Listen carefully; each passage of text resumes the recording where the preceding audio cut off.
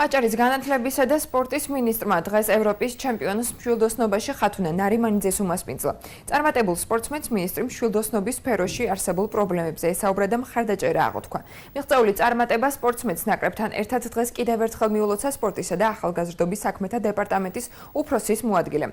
18 მეტრის დისტანციაზე მშვილდოსნობაში ევროპის ჩემპიონატი 23-28 თებერვალს სლოვენიის ქალაქ კოპერში გაიმართა. შეჯიბრზე ხათუნა ნარიმანიძემ პირველად საქართველოს ისტორიაში მეორე საპრიზო ადგილი დაიკავა. მეორე ადგილი დაიკავა საქართველოს ნაკრებმა გუნდურ ჩათვლაშიც, სადაც 3 სპორტსმენიდან 2 ბათუმელი იყო. ხათუნა ნარიმანიძესთან ერთად გუნდურ ჩათვლაში იულია ლობიჟანიძე ასპარეზობდა.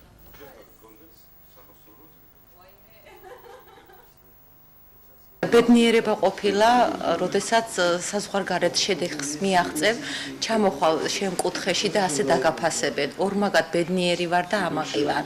და უფრო მეტად გამიჩნდა სურვილი, რომ უფრო მეტი წარმატებები მოუტანო ჩვენ საქართველოს და განსაკუთრებით აჭარას. ჩვენი გეგმა არის წინსვლა, წარმატებების მიღწევა, რომელზეც უკვე მიმდინარეობს საწმუნ შეჭრებები.